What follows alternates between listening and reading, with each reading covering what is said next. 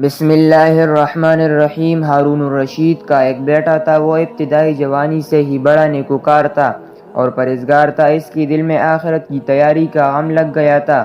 وہ محل میں رہتی ہوئی بھی سادہ کپڑے پہننا اور دسترخوان پر خشک روٹی بھگو کر کھا لیتا تھا۔ اس کو دنیا کی رنگینیوں سے کوئی واسطہ نہیں تھا، گویا وہ ایک درویش آدمی تھا۔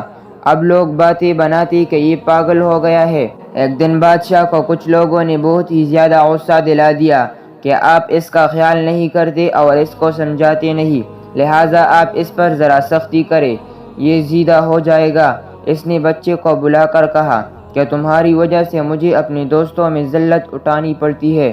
اس نے کہا ابا جان، اگر میری وجہ سے آپ کو ذلت اٹھانی پڑتی ہے تو مجھے بھی اجازت دے دیجیے کہ میں علم حاصل کرنے کے لیے پہلے بھی کہیں جانا چاہ رہا تھا۔ اگر آپ اجازت دیں تو میں وہاں چلا جاتا ہوں۔ بادشاہ نے غصے میں آ کر کہہ دیا کہ چلے جاؤ۔ چنانچہ اس نے تیاری کر لی۔ اب بادشاہ نے اپنی بیوی کو بتایا، لیکن اس وقت پانی سر سے گزر چکا تھا۔ چنانچہ بچے نے کہا کہ اب تو میں نیت کر چکا ہوں، لہٰذا اب میں نہیں رکوں گا۔ جب اس کی والدہ نے اس کا پختہ ارادہ دیکھا تو اس نے اسے ایک قرآن مجید دے دیا اور ایک انگوٹھی دے دی اور کہا بیٹا یہ دو چیزیں اپنے پاس رکھنا، قرآن مجید کی تلاوت کرنا اور اگر تمہیں ضرورت پڑے تو انگوٹھی کو استعمال میں لے آنا۔ بچے نے وہ دونوں چیزیں اپنی والدہ سے لے لی اور رخصت ہو گیا۔ وہ نوجوان اتنا خوبصورت تھا کہ لوگ اس کے چہرے کو دیکھا کرتے تھے۔ اس کے سامنے دنیا کی سب نعمتیں موجود تھی۔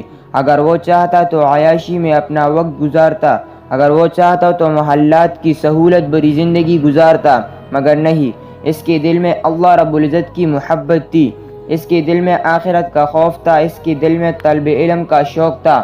اس نے کہا مجھے اس دنیاوی زندگی کی لذت نہیں لینی، مجھے تو دائمی لذت حاصل کرنی ہے۔ لہٰذا وہ اپنے محل کو چھوڑ کر چل پڑا۔ یوں وقت کے شہزادوں نے علم طلب کرنے کے لیے محلات کی زندگی کو بھی لات مار دی۔ اب اگر ان طلباء میں سے کوئی کسی امیر باپ کا بیٹا ہو تو وہ بھی اس بات پر غرور نہ کرے کہ میں اتنے بڑے گھر کو چھوڑ کر آیا ہوں۔ ارے اس راستے پر تو وقت کے شہزادے بھی چٹائیوں پر بیٹھے نظر آتے ہیں، سبحان اللہ۔